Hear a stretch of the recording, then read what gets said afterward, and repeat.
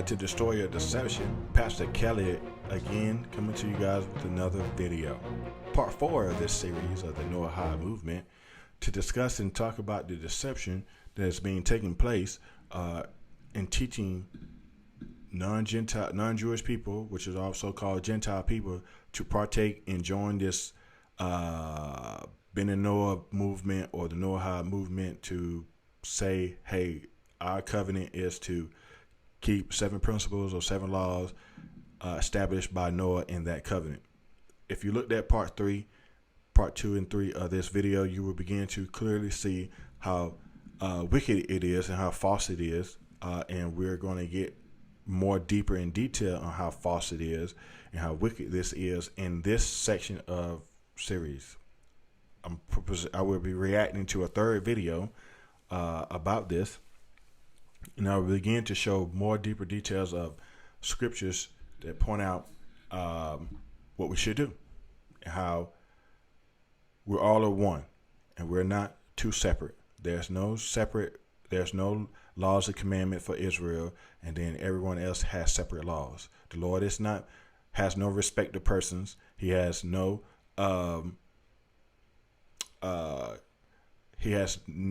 two different types of justice systems and so forth, where he's going to judge people on different scales. I'm going to judge Israel more harshly or harder than the rest of the world because they have more commandments and more obligations and so forth than the rest of the world. It just cannot happen. It's not going to happen. Everyone will be judged by the same standard, same laws, same commandments, same statutes. Without further ado, let's get right into this third clip. Part 4 of this reaction video against the Noahide movement, against the Noahide deception. And so the concepts of, for example, teshuvah, return from your wrongdoings. Is there any difference between Jews and Bnei Noach? So real quick, he's going to talk about it. I'm going to help make sure you guys understand as well that what's happening is he's asking, is there a difference between non-Jewish and Jewish people in regards to sin and the sacrifices in regards to sin? How should that be handled? And how do a non-Jewish person partake or cover their sins versus a Jewish person who needs to cover their sin? And they're going to talk about it somewhat in here. And I'll let them do a little bit of talking as I commentate somewhat. Okay, so there is a difference. If we look at the entire system of the offerings and sacrifices in the Torah, they are referring to they are being applied, or they apply to the Jewish people. We have 5 different types of korbanot offerings. So before he continue on down that rabbit hole, he just said that the sacrifice are only applied to the Jewish people. He's going to later talk about that there is some sacrifice that was done by Noah, that was also done by Abraham. Clearly, that was done by people before Moses gave the commandments of the sacrifices throughout the wilderness, when they was going through the wilderness. And so we see sacrifices before then, and it's only burnt offering sacrifices in which he's going to say that we could partake in. But to say that the ones that was written by Moses are not for us, here is where I begin to communicate and say that, hey, the Lord told us over 5-6 different times that, hey, one law and one ordinance should be for all of us. Numbers chapter 15, verse 15.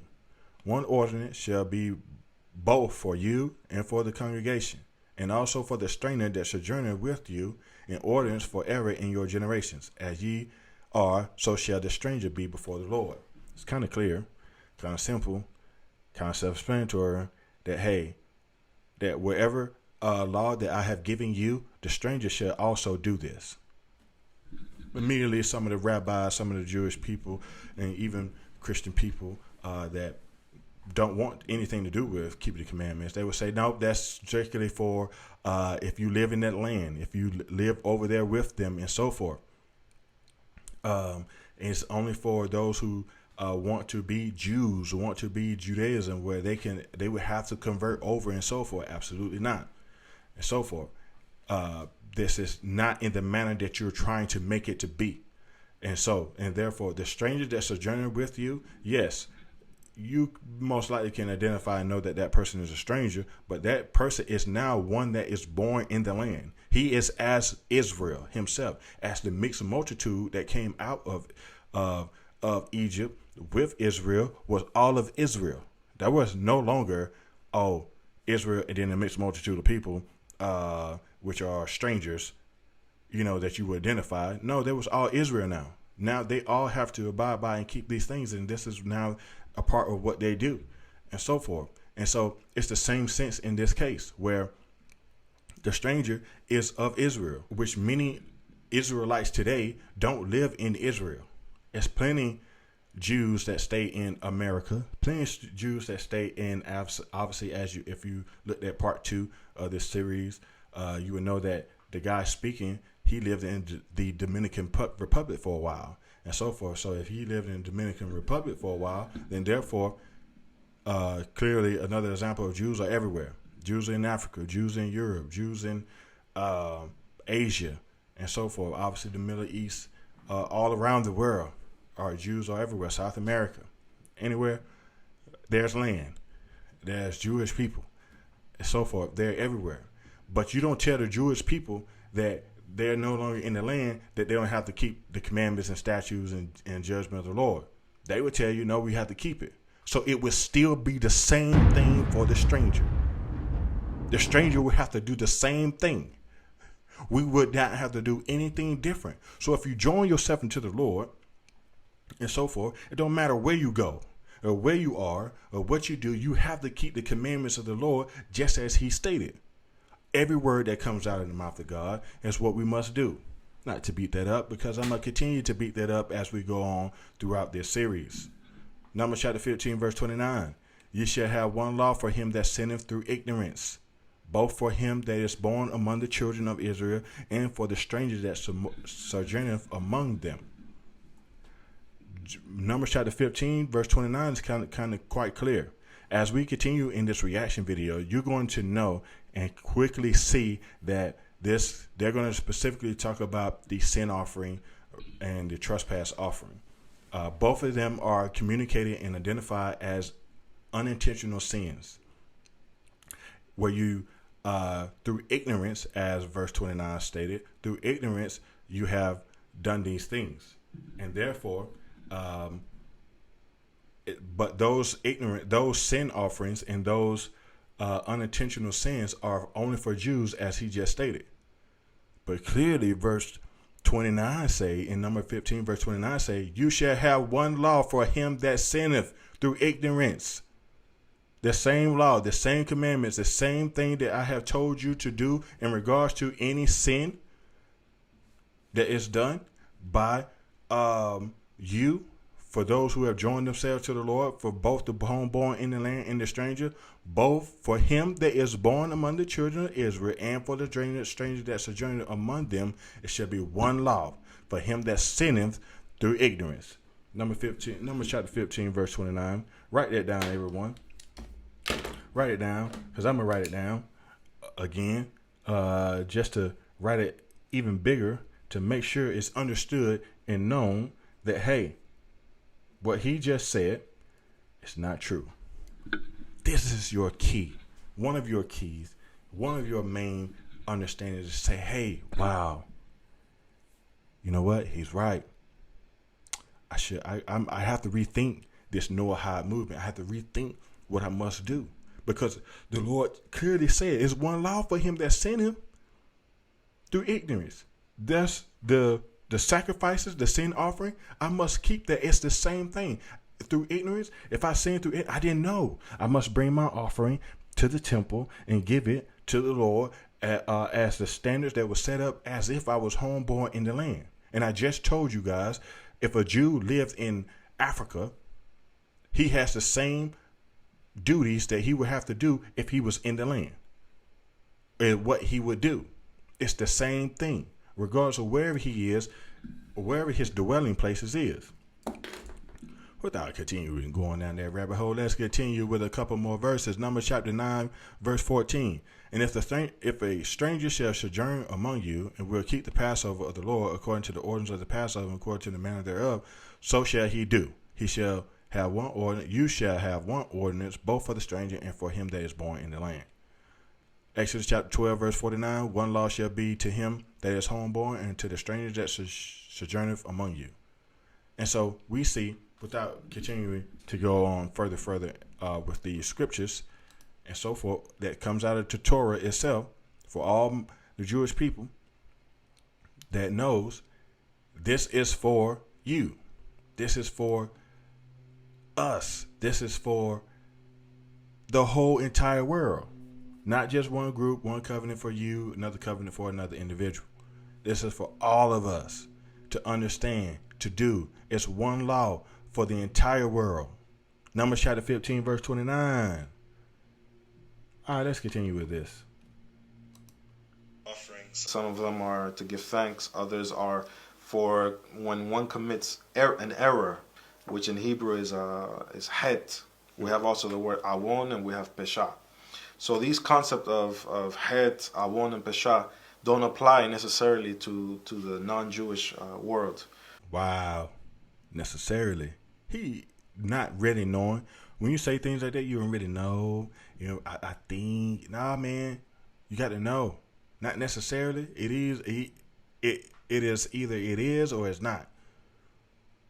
It's pick. Which he's obviously saying that, oh, the Jewish people, the non-Jewish people don't have to partake in any of those sin offering or trespass offering. Clearly, we just read Numbers chapter 15, verse 29.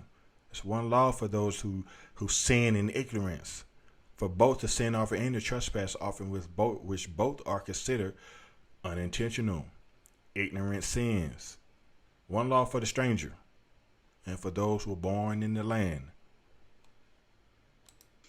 Because het requires knowledge or necessitates knowledge of the Torah, and when someone makes a mistake through ignorance or by involuntary transgression or violation of this precept of the Torah, this is considered het. Therefore, this person needs to take an offering in the form of korban hatta to the temple. This doesn't apply to the Bnei Noach. The only offerings... We just proved that that's not the case. Numbers chapter 15, verse 29. Continue to go back and read it. Write it down big again. If you got to write it down again, if you got to stamp it out, put it on your wall and so forth, to let you know that you are a part of Israel, that you are joining yourselves to them. It's one law. It's not two separate. It's not one covenant for you, one covenant for you. All right. All right, let's continue to keep going.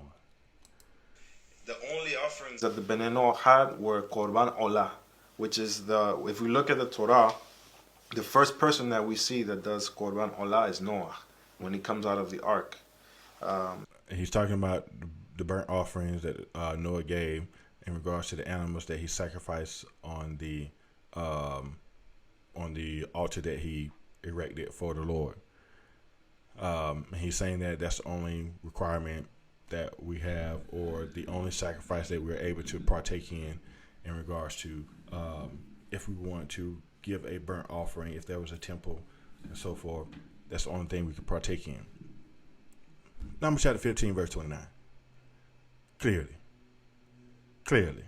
And that's, like I say, just one verse compared to all the other verses that talks about, hey, how, we're getting to Leviticus, where it talks about many different places about this other sin, other things, not sins, other offerings and laws that we should abide by, should keep.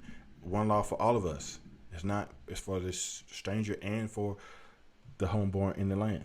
Anyway, not continue to beat that up. Let's go. And this korban olah is when the animal is consumed completely on the altar in the fire. We see the same exact practice with Abraham, our patriarch, with his son Yitzhak and his grandson Yaakov. And this practice is carried on amongst all the nations that are descending from the Hebrews, and Korban Olah is the only one that the Bnei Noach are doing, but it's not for sin. So there's no sin offering for Bnei Noah. There's no sin offering for Bnei Noach. And so how would they attain forgiveness? There's no sin offering. Numbers chapter 15, verse 29. Without a sin offering, how does that work for Very Bnei good Noah? question. So the forgiveness works in the same way as it works for the Jewish people. All right, I like this. I like how he clarifies this because now he's beginning to talk about two separate things. He's talking about the sacrifice of the ignorance, which he's saying that there's no sin offering for that for the non-Jewish people, but we clearly see it is. Numbers chapter 15, verse 29. And now he's going to talk about where you willfully sin. Is there a offering for that? And he's going to say basically there's no offering for even for the Jewish people. There's no offering for that. You just need to learn what not to do and do what is right, and don't do it anymore. Which is teshubah and vidui, confession. So for the Ben Noach, there are 7 obligations, 7 principles, which have their legal ramifications depending on the dinim of the country where they live in. So we have a law. When the law has been violated, the Ben Noach or Bat Noach has the obligation of amending, correcting that wrong, of that transgression of that civil law, then confessing this to God directly without a need of any priest or anyone, and then making a change. And this is teshubah for a Ben Noach. For the Jewish people, there's a system in the time of the temple with when the person made the mistake involuntarily or through by way of ignorance, the person took a korban hatat. Real quick, as he began to just point out the two different things, he's just saying that exactly what I just said before. There's, for all people, the confession of intentional sin is just to confess it and learn from your wrongdoing and not do it again. Is what he's saying. But he's getting ready to talk about the two different things about the sin offering at the temple, the unintentional sin, and then he's going to talk about the intentional sin. Let's go. But if the person made a sin, if a Jew made a sin voluntarily, there was no offering for that. So how did this person attain a atonement? The person had to do teshubah and confess the same way and learn and study the Torah and Mitzvot to not do it again. So in essence, the Ben Noach and the Jew have the same exact system or way of doing teshubah. So in case of the Jew, there's only a very small category of sins for which he can bring a sin offering. Exactly. So the guy just said it's only a small category, which that small category is the same category for the stranger also. Numbers chapter 15, verse 29. Exactly. All right. Which is for het. So I would translate this word roughly as a violation or an error, a mistake. And when we translate it to English or other languages, we create these problems because all of these words are translated as sin. Yeah, with a heavy connotation. So regardless of translation, it doesn't matter in regards to translation. Like I say, unintentional sin, the stranger also can bring a sin offering, trespass offering to the temple. It's one law for all, for the homeborn and the stranger in the land. Regardless for the intentional sin, we're also in the same boat, right? We have to confess our sin. There's no offering for it. We have to confess our sin, so forth. Learn from our ways and do what's right. So we're in the same boat. Why are we doing anything different? Right? Just showed you guys. Somebody show him. I just playing. With a heavy connotation. Exactly. Yeah. And there are 3 categories and levels of sin, so to speak, in Hebrew. Alrighty, guys. That's the end of that. Glad you guys were able to attend this setting. This is the end of this series. Not the series, this part 4 of this. Tune in for part 5 coming up to you guys shortly. Let me know in the comments below what you think. Let me know like if you like the video or not. Share the video with all Noahide believers, movement, Ben Noah movement believers, and so forth, to get them to begin to stir in their hearts to turn to the right way in which the Lord God wants us to live. Check out Iron Rod Ministries as I have just started that church. We're building that up, and we're going to grow mightily. So join me on this journey as we begin to show the world in which way they should go. Like, subscribe, comment, again, turn notification bells on, and be ready for the next video, part 5 of the Noahide movement. Alrighty, Destroy Deception, Pastor Kelly, and I'm